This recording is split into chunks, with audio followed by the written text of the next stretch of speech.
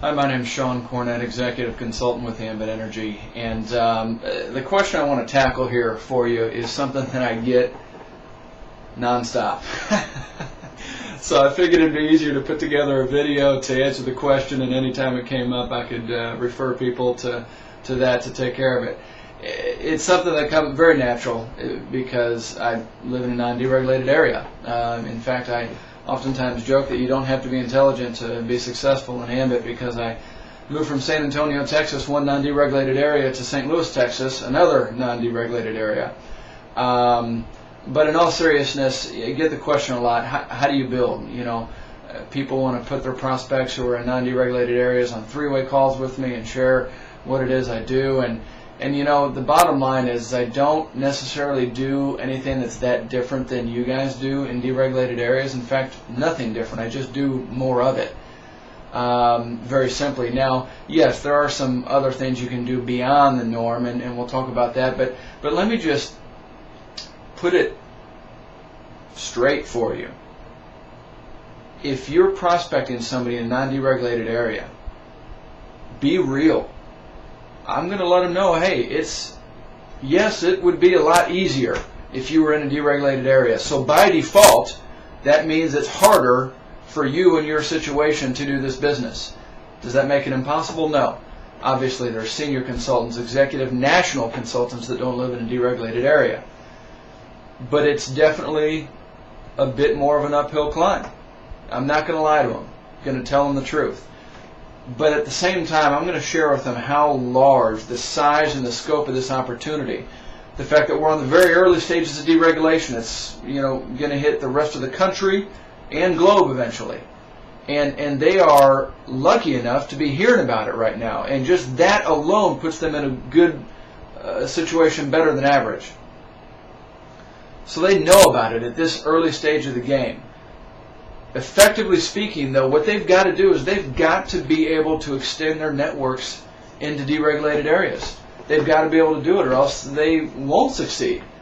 They've got to be able to work harder on their list and on networking and contacting through their list than the average person that lives in a deregulated area. Example, we started off, and for the first 6 months of Ambit, actually I take that back, it was about 6 months that I prospected and presented the opportunity to one of my prospects in Dallas that could never get him to watch the video. But he was in Dallas, so I wasn't giving up. He was in a deregulated area. I never did get him to watch the video, but in the course of that process, he knew enough about the business and knew that I was professional in the way that I went about it to recommend somebody to me. And that person he recommended led to a lot of business. In fact, thus far, several hundred consultants and hundreds, probably thousands more customers. Another example, we expanded into New York. I knew about 3 or 4 people, max. I can't remember exactly who was on the list initially, but I knew them. I hadn't talked to them in years, but I knew them, and I knew how to get in touch with them, so I called them.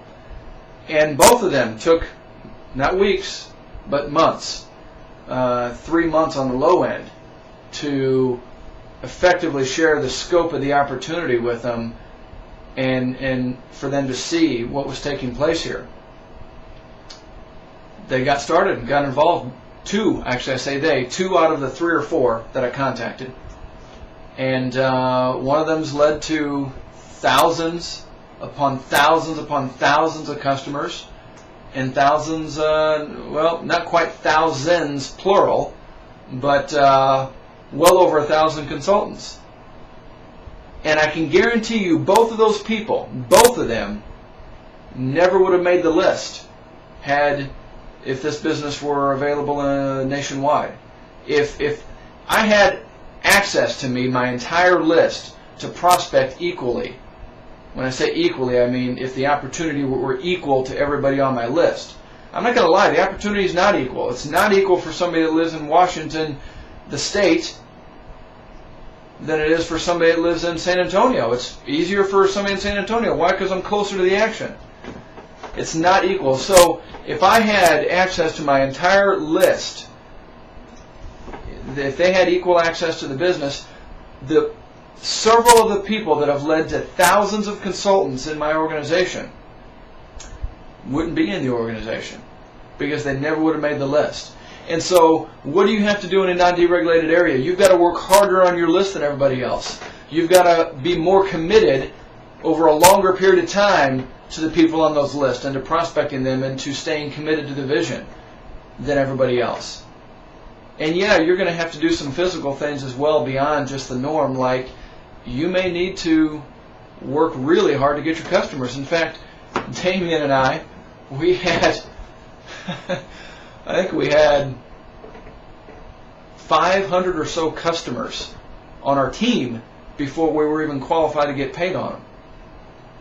Because it was harder for us to find personal customers than it was to find personal consultants, because everybody that we knew in a deregulated area we sponsored as a consultant and not a customer. So we had to drive, and I tried a bunch of stuff. Finally found out that I finally developed some relationships with a couple of apartment complexes that would refer a few customers to me, and gave them some flyers and make sure they never ran out of flyers. And so that idea was able to give me some customers, and we networked hard to get customers within our circle of influence as well. And we did some advertising for customers. That didn't work as well as we'd like it to, but that's why we're a network marketing business, and advertising is best done via word of mouth. But we had to do some things, some advertising and some direct marketing that we might not have needed to do if we were in a deregulated area.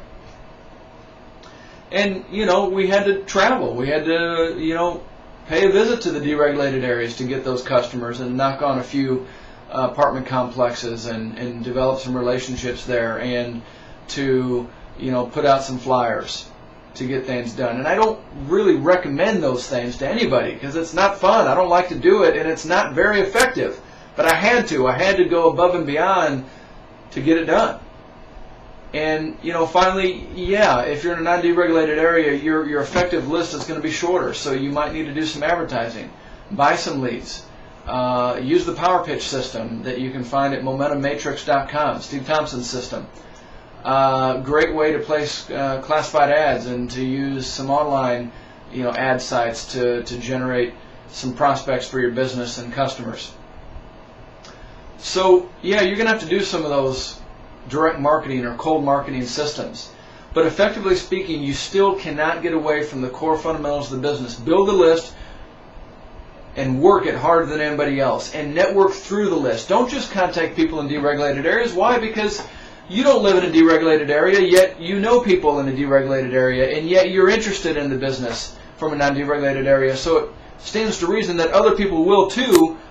You just got to realize going in that it's going to be a lower percentage shot. You're going to have to work harder on those people. And the people that in non-deregulated areas, you might not get them in the business, but you might be able to get a referral or two. You've got to pursue those angles if you're going to maximize the business for your situation. So I hope this has helped. I appreciate your time, and would love to help out some more. If you have any questions, just shoot us an email, which you can find at on the Contact Us or About Us section of the website here at ambitpros.com. Thanks so much.